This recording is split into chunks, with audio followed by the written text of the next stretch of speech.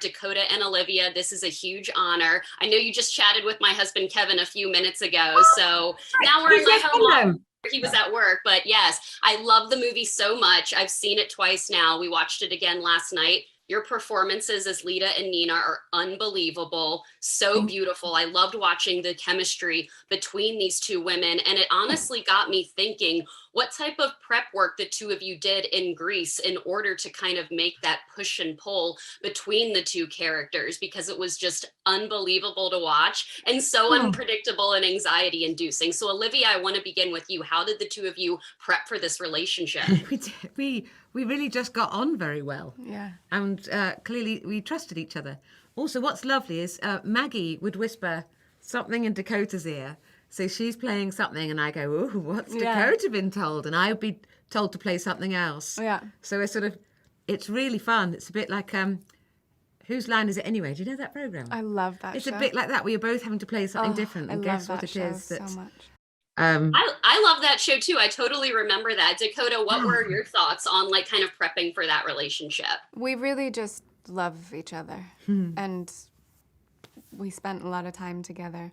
It wasn't one of those movies where in between scenes everyone goes back to their trailers and doesn't talk. We were just like all together all the time. Yeah. We did sort of walk it. We went around in one big clump. Yeah. Yeah, no, it seemed like you guys had such a blast, honestly, even over the festivals over the last couple months and filming in Greece. What did the two of you do to unwind after set in Greece? I'm sure you had so much to do, but Dakota, what did you do to unwind? We would jump in the sea. What did we drink to unwind? We would jump in the sea and drink rosé. Yes. Or a Mai Tai. Mai Tais. You loved Mai Tais. I do not fuck with Mai Tais. I'm like, what is in this? It's like 10 different kinds of juice. That's the beauty of it. I was not into it, but that was fine. And then we would play stupid games. Yes. And Olivia taught us the cork game. Oh, yes. Remember? Commander Bibbly Bobs. Bibbly Bobs? The one Commander Bibbly Bobs. With Ibble Dibbles. Ibble Dibble. That's it, sorry. What's Commander Bibbly Bobs? I don't know, I'll have to look that up. I thought that was the one. Oh yeah, our game, Commander Bibbly Bobs. Oh my gosh, your guys' friendship is so cute. I'm glad you guys had so much fun. Dakota, I love the Tea Time Pictures Productions Instagram account. I'm always recommending things to my friends and girlfriends, and I'm always finding that I agree with a lot of what you say. I love how you get other actresses to make their recommendations for people as well. I'm curious how you and Ro just decided to make that company and what the inspiration was in order to inspire women's stories told on film and TV. Thanks so much for asking about that. We don't only tell women's stories, and it's like a female-founded company, but it's not exclusively to female stories. I think I just really want to make good content and truthful content and support up-and-coming directors and writers and actors that are great, and I like the freedom of expression that it allows me. And I'm obsessed with movies and shows, and I find it really difficult to have so many streaming platforms and it's like content overload. So I just thought having a curation of what Tea Time thinks is the best stuff around that month or that week makes it easier to sort of streamline choosing what you wanted to watch. Brilliant idea. Thanks. You haven't told me about this. I think A little bit hurt. I have. Yeah. Have I? Yeah. It's an amazing account. It's an amazing account. My girlfriends and I always talk about it so much. We love it. Yeah, I don't want to put the two of you on the spot. I know, Dakota, you're a big cinephile, but I'm interested to because we have been in a pandemic. I know the two of you have been working, but like, what have been some of your favorite movies and shows that you've been maybe watching recently in order to wind down? Olivia, I want to begin with you. Anything recent that you've seen so far this year? I was very behind with Succession. And I'm absolutely obsessed. Also, don't judge me, but I watch quite a lot of not very highbrow telly to unwind. So I've been watching Too Hot to Handle. Have you seen that? Scandalous. It's amazing. Oh, well, I had to do quarantine in Ireland for a film, and when my husband's around, we watch much cleverer stuff. But when I'm on my own, no one's. I'll just watch. Have you ever watched that show, Married at First Sight? Oh my God, yes. Oh my God, it's have you seen the fucking Australian crazy. 6th season? Fucking hell! Oh, it's brilliant. Gripping. It's insane. It's amazing. People are crazy. Absolutely bonkers. Well, they're cutting me, guys. I appreciate your time so much. This was honestly so much fun to chat with you, and I can't wait for fans to see The Lost Daughter when it's out on Netflix on December 31st. Dakota, I'll see you and Maggie in New York City this weekend for the press conference. Can't wait to see it again. I love you both so much. Lovely to meet you. What a beautiful Lovely to meet couple. you too. Have a Kevin, great rest of the day. Thank you very much, and you. Bye. Bye-bye. This is an honor. I absolutely love this film. I've seen it twice now, and I thought it was so beautiful and honestly just very relatable as a woman. I loved it so much. I love it when women actually get to tell other women's stories. And this is a film and book that slowly peels back the mystery behind Lita's character. And I'm curious how you did that in adapting it from the book, turning it into the movie, and also just like without giving too much away for the audience, how you even began to do this process and write the screenplay. Well, I think what I responded to in the book to begin with was how truthful she is. You know, it's based on this book by Elena Ferrante, who is anonymous. I mean, maybe she's got to be anonymous because it's sort of dangerous to tell the truth. You know, I think as a culture for so long, we've agreed to be silent about a whole lot of things about our experience as women in the world. And she, in her books, you know, she broke that agreement. And I found it when I read her work really both kind of terrifying because she touches on some really dark things, and also comforting and invigorating. I mean, the truth is always compelling, especially when it's something you're not supposed to say out loud. It's inherently dramatically interesting and important. And so I thought, well, what if instead of being alone in my room reading these truthful things quietly, what if you could put them on the screen in a communal place and actually hear them, actually see them articulated? I thought that would be, you know, like a particularly radical, dangerous thing to try to do. And then I just, you know, you're asking how I did it. I just set about trying to be as honest as I could possibly be.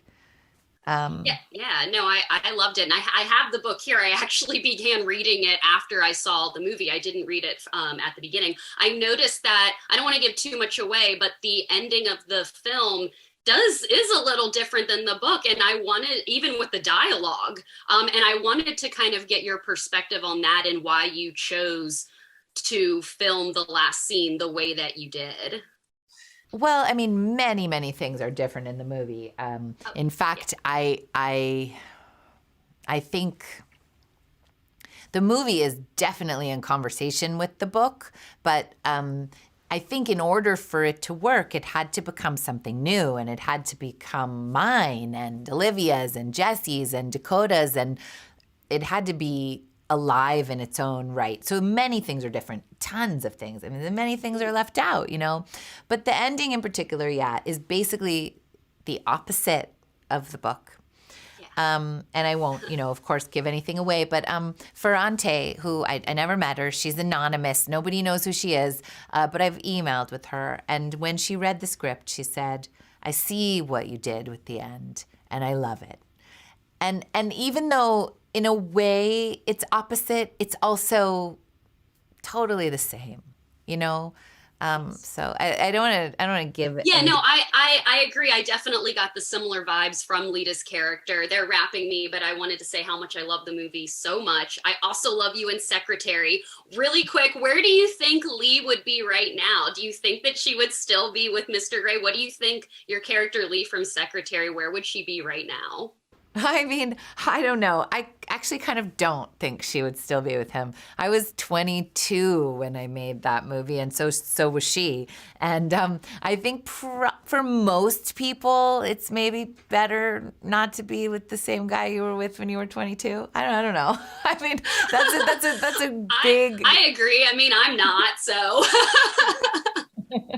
Maggie, I appreciate your time so much. Absolutely love this film. And I will see you and Dakota in New York City this weekend for the press conference. Thank you so much for your time today. I appreciate it.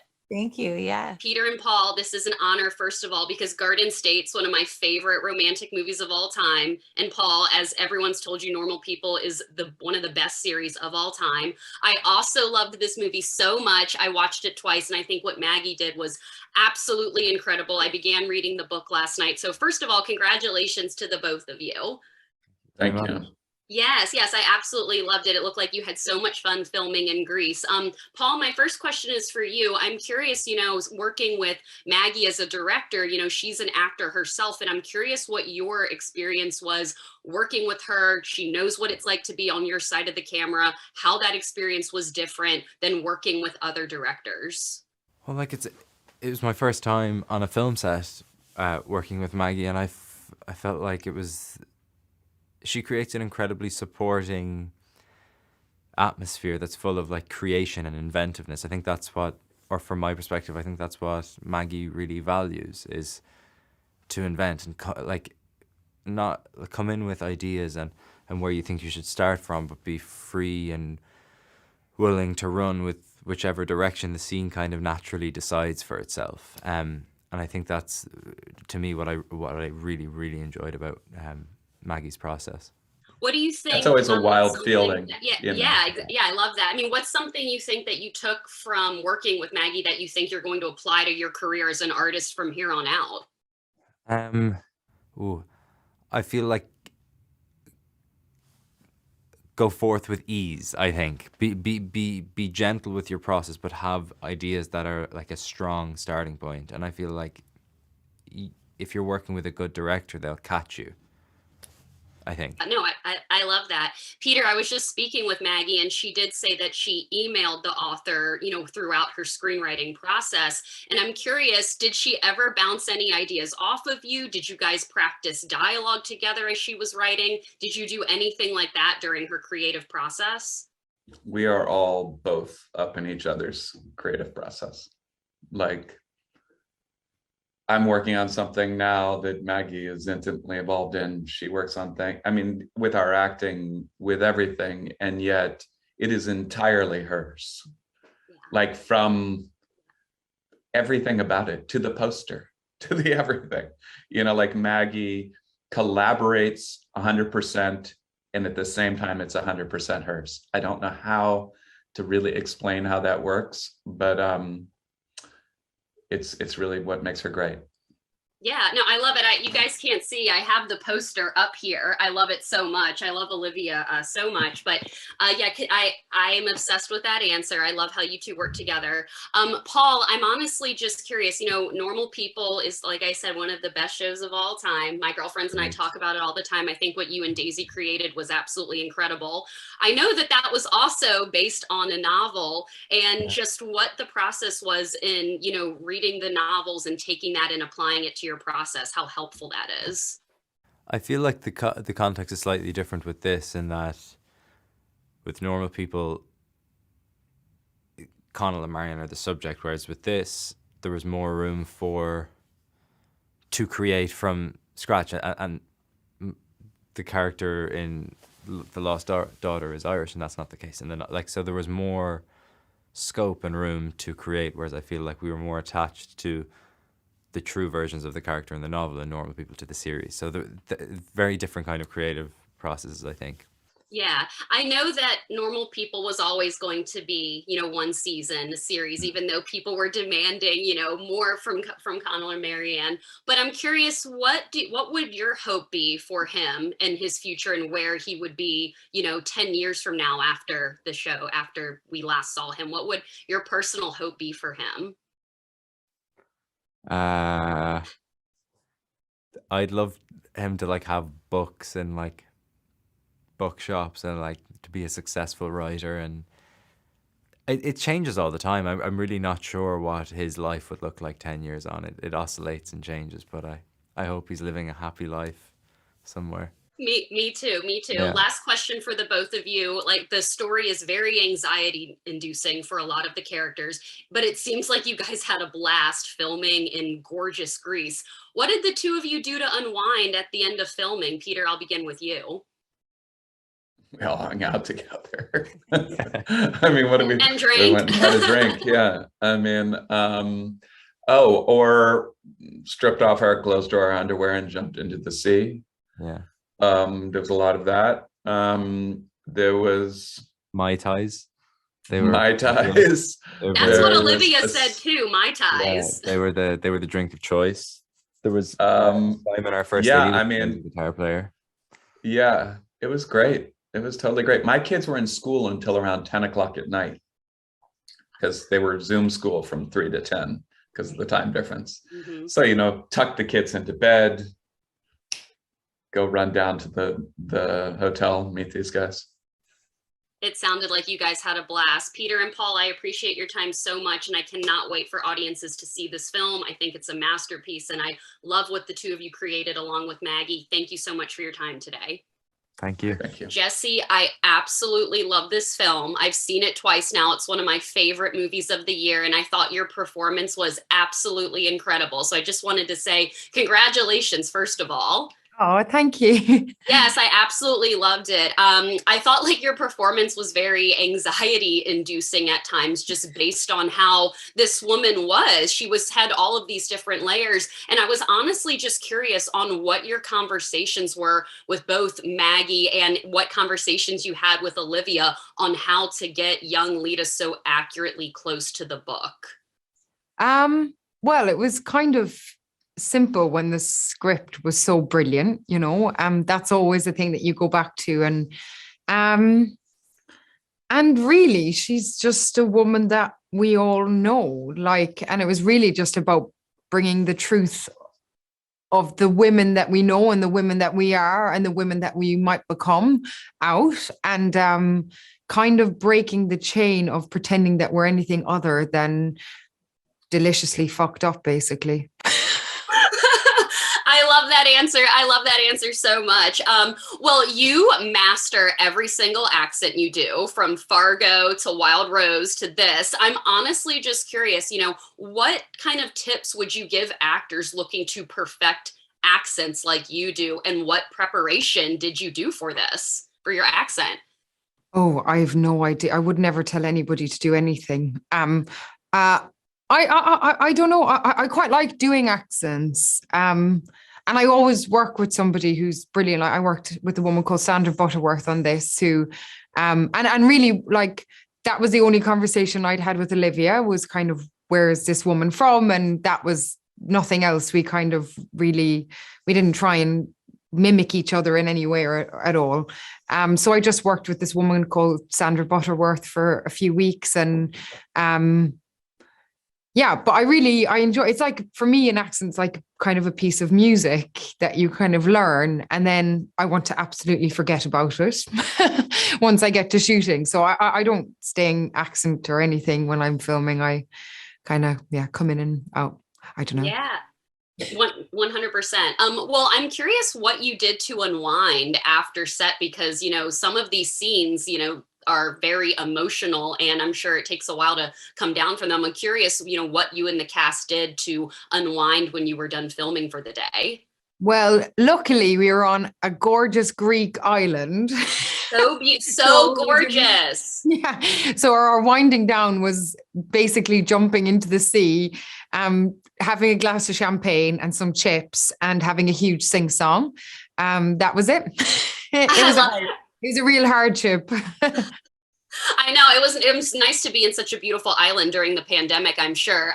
Well, last question for you, working with an actor as a director, someone who knows what it's like to be in front of the camera. I'm curious, just, something that Maggie taught you that you're always going to carry on as your career as an artist, since she's been in the camera so many times. This is her first directorial feature film. What did you learn from her, and something that you'll carry with you?